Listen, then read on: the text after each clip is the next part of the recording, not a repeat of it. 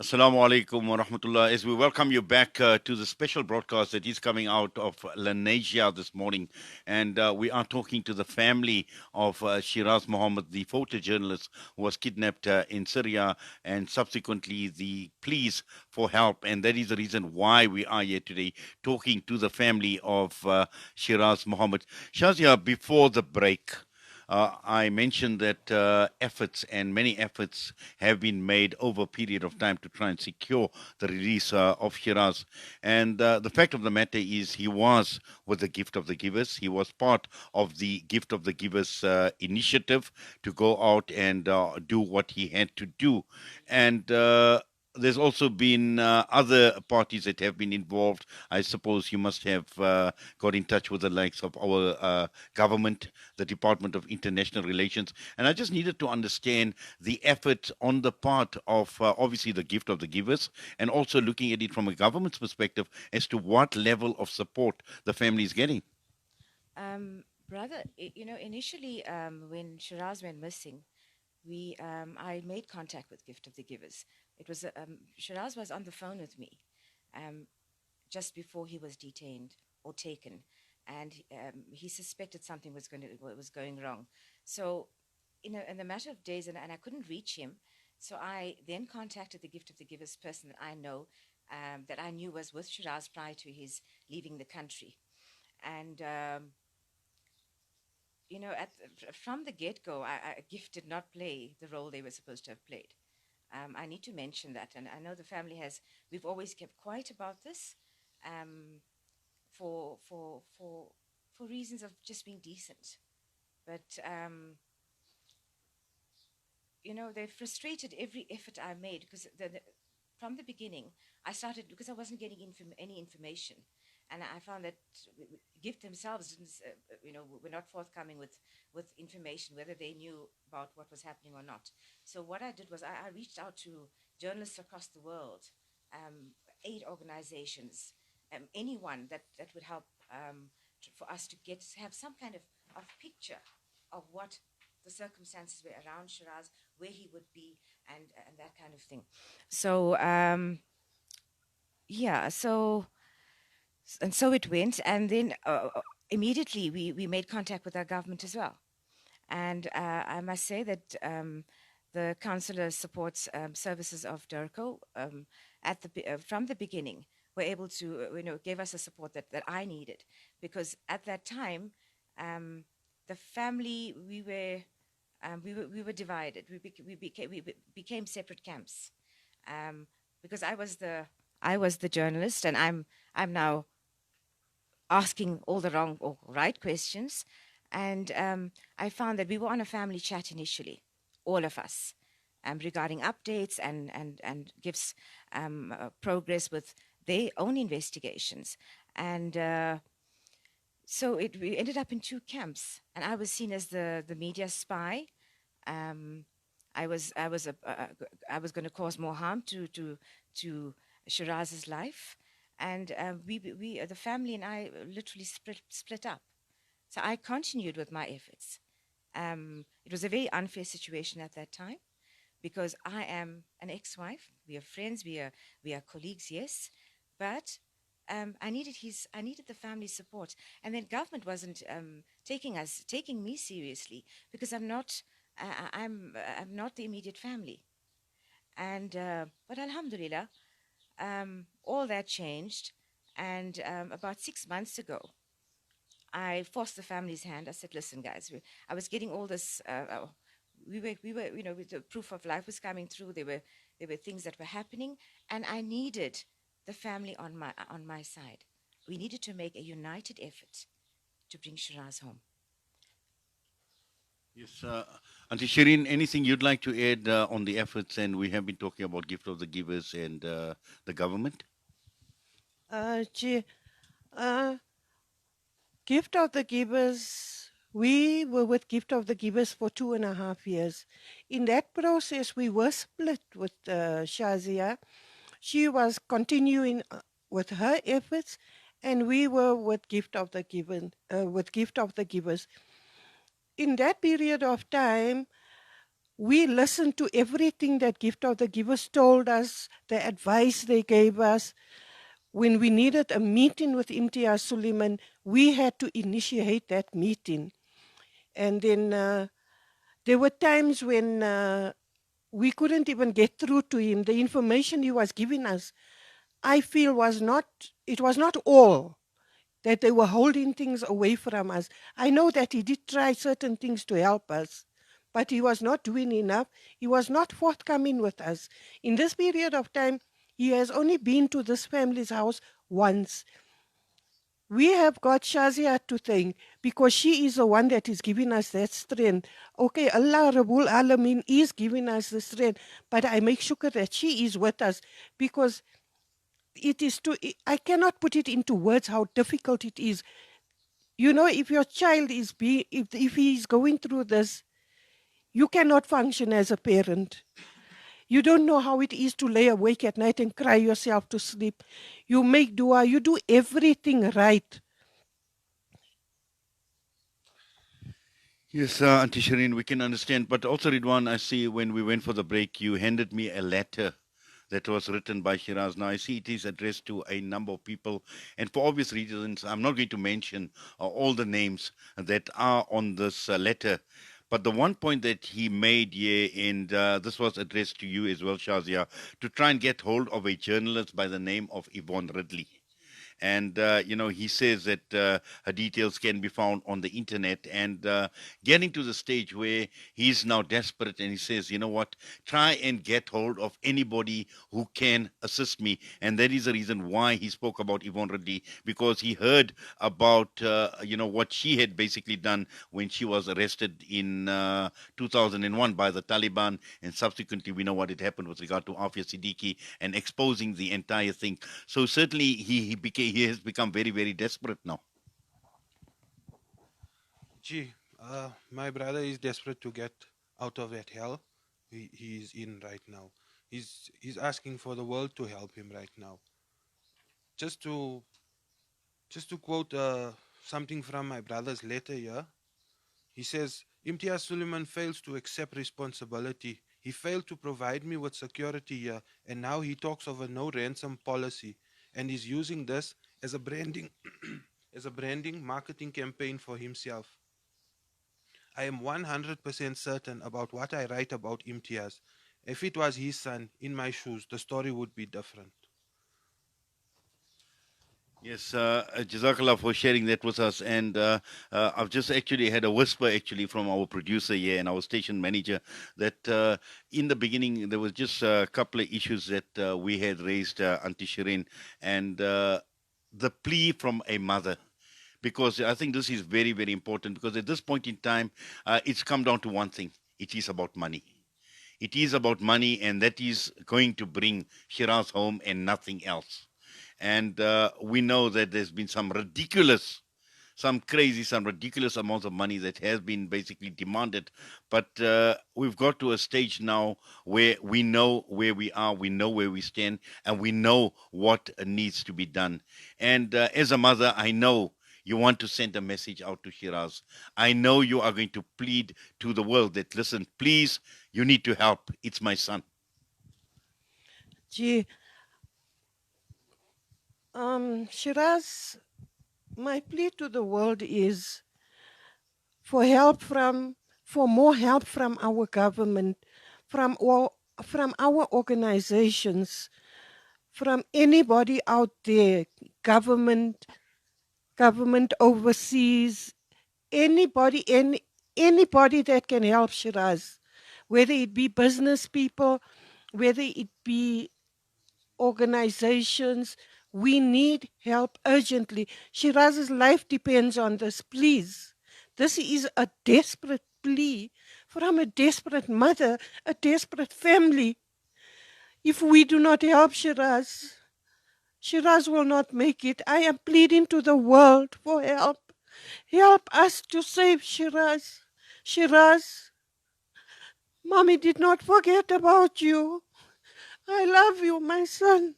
We are trying everything in our power. to get you home. You are in our thoughts, in our duas, every minute, every second of the day. You hang in there. Allah Rabbul Alamin is going to help you and help us.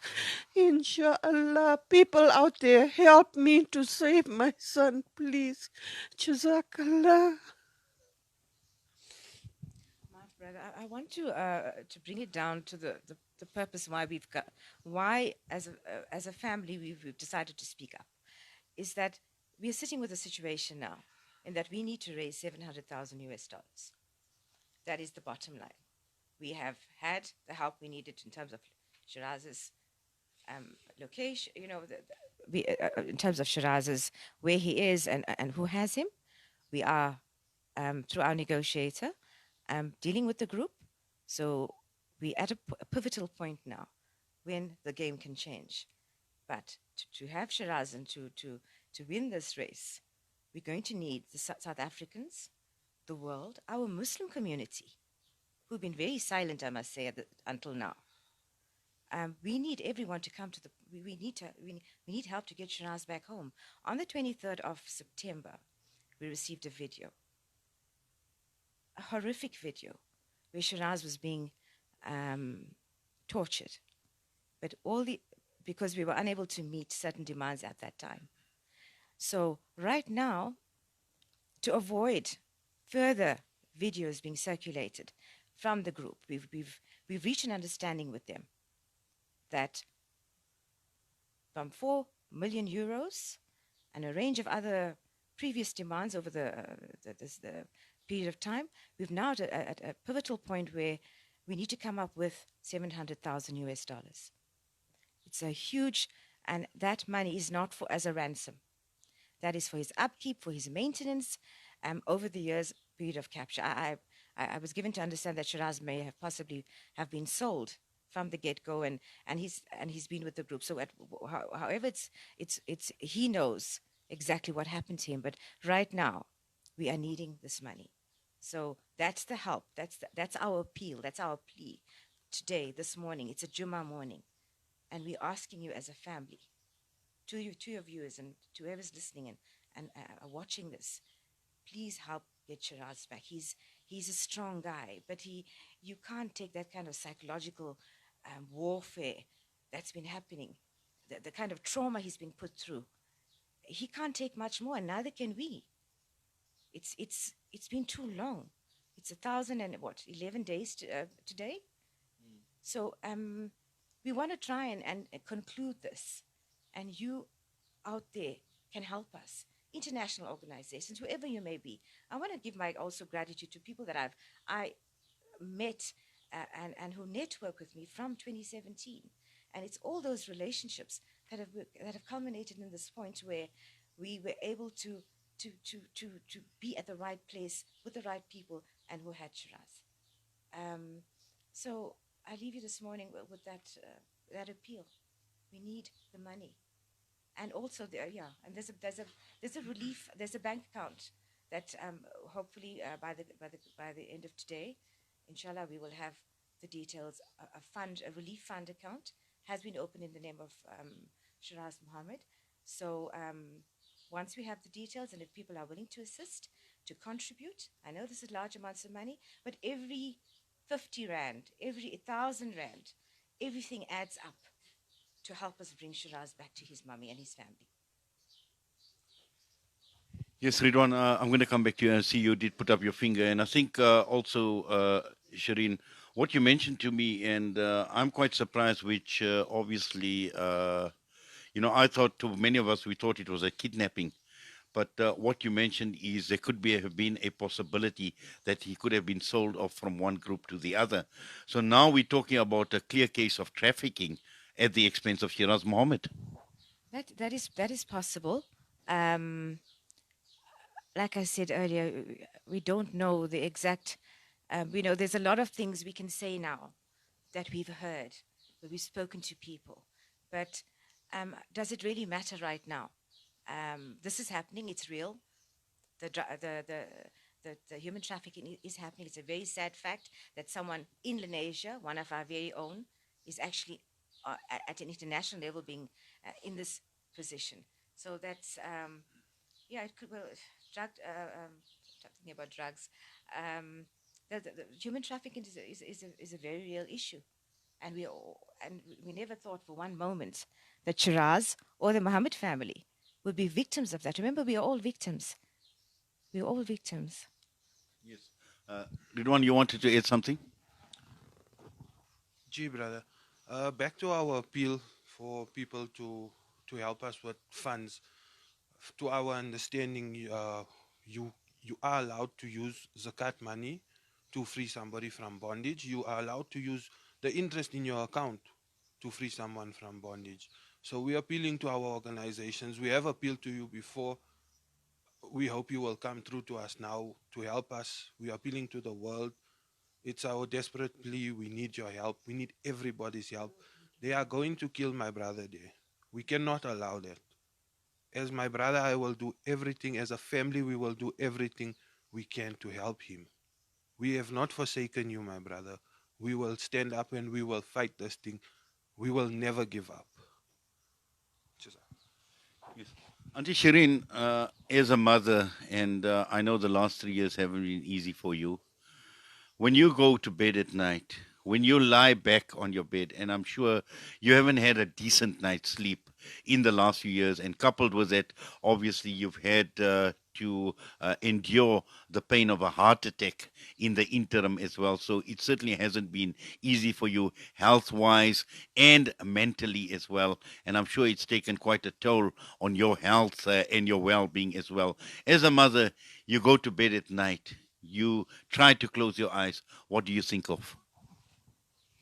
You cannot even close your eyes because you've got one thing on your mind constantly, and that is only about Shiraz. There is no sleep. There is no sleep because once your mind becomes active, there is no peace of mind. That is why I say we are not living a normal life. We will be wandering around the house in the wee hours of the morning, lying awake. Sumaya has to get up to go to work. Fatima has to get up to go to work. Shazia doesn't get any sleep either. It's not bearable anymore, really. But I don't care about myself. I will go through hell and high waters. All I am asking Allah Pak is for my son's safe, salamat return home. I don't care what I have to endure. Allah must spare me to see my son alive, inshallah, to hold him in my arms and to tell him, Shiraz, I love you, my child.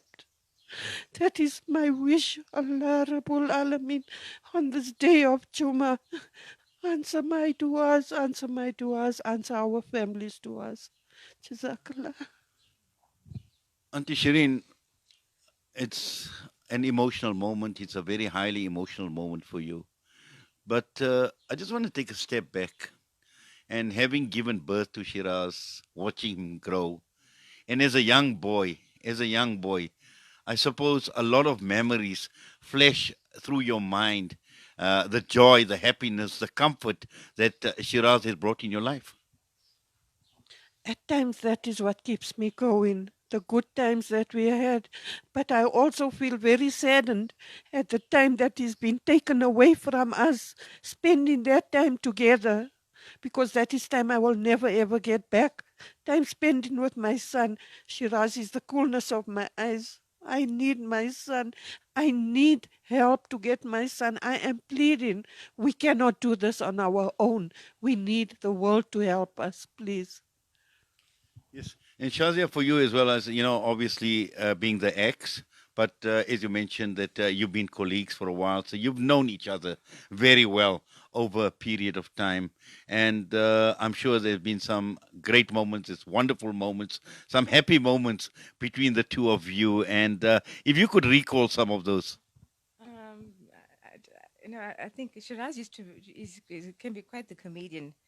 Um, so I think many times he would make these crazy claims, and then it shocked me because I'm easily I'd be so believe everything he would say, and it'd be all a big joke. So for me, and it breaks my heart when I when I see him in the state that he's in. and knowing how much he loved his food, and he loved driving places, and he loved traveling. I think we've had some really special times, whether it was Cape Town or we were planning to actually go to Turkey at some point. And but yeah, he has this huge love for life and people and animals and children. Yeah, he was not a he's not an he was a very he's a gentle someone, very impatient. I remember the first when I first heard that he was kidnapped, and and through the period of time, and I kept thinking, I can't imagine this man being held in a cave or in solitary confinement without people, the stimulation of having people in his space, or the sunlight or nature. We used to go hiking often, um, even after we were divorced. If we could, and I'm an avid hiker, so I can't imagine how he's coping right now. So as much as we think of the happy times, it saddens me that he would be in a closed space.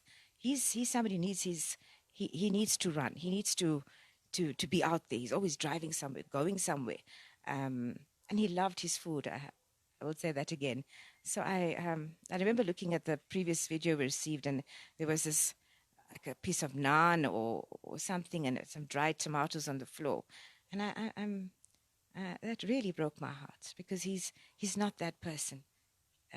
He deserves a whole lot more.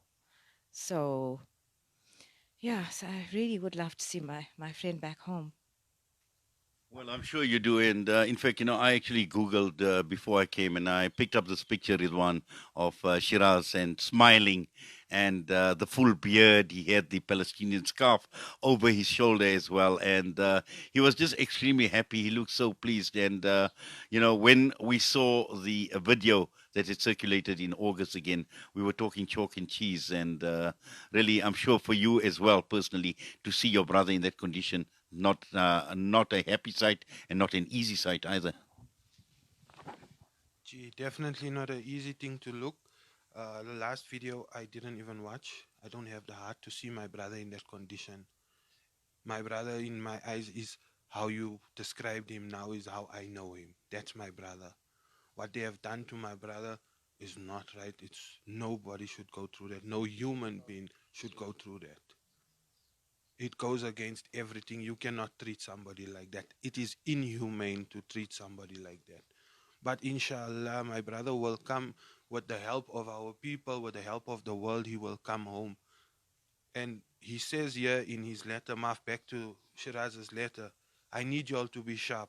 I'm getting us bikes to ride on the track, inshallah. I mean, my darling sisters, I have huge plans for us all. And he tells my niece, both of them, he's Zaria and Azra, he says, when I come back, we're going to go see the dolphins, inshallah. Tell my Zari and Azzy, when I come back, we're going to go see the dolphins, inshallah. He's thinking of them right there. It kills him that he can't be with them also. Yes, certainly. And I think, obviously time is running out. And what we're going to do is maybe just a minute as well, Shazia. We're going to go through and we'll start with you, Ridwan, and just a final message out there. And then finally, we'll end up with Auntie Shireen. Just your final message. Jazakallah, brother. I just want to say that people out there need to be assured that we have tried everything to raise these monies. Prior to going public, there's been a frantic fundraising. Whatever we agreed with the group, we tried everything. Sometimes the goalposts changed, but you need to know that we are. This is a reliable, credible process right now. You can trust the fact that your money will be going to the right people, and it's definitely going to be helping Shiraz. So people need to understand that. It's taken 3 years, culminated in this point, and the entire network of people that I've created since 2017, we have reached this point now, and I really, really would appeal to you. It's to please help the family, bring Shiraz back. He deserves a whole lot better. Jazakallah. Uh, Just to round it up, what we're trying to say here from all of us is no one is willing to assist us as a family. We as a family cannot raise this amount of money by ourselves, and we need help. We need help from our governments, from other governments. We're calling upon the entire world, the whole, everybody. We need people's help. And another thing, whoever wants to help us in whatever way they can, we will, it will be with the strictest of confidentiality if they desire so. So if you don't want anything known, it will be kept quiet. And inshallah we'll get help, but this is a desperate plea from us. We've tried everything. We need help. We can't do it anymore. This is a cry from a mother that is broken, a mother that doesn't know what to do anymore, that has tried everything. I am making a desperate plea. This is a plea from a mother's heart to please help my son, to help bring Shiraz back to us.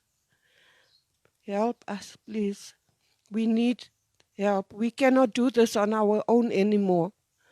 Anybody, everybody, our government, local, overseas, our business people, individuals, organizations, please help bring my son back.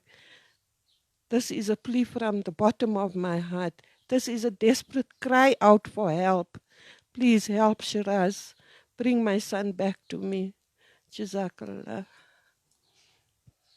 Yes, Jazakallah, Auntie Shireen, and also Shazia, Ridwan, for letting us in your home and coming to do this interview. And I think more importantly, it is the message that actually goes out. And as you've heard, there is this desperate plea that is going out to each and everyone, to governments, to individuals, to organizations.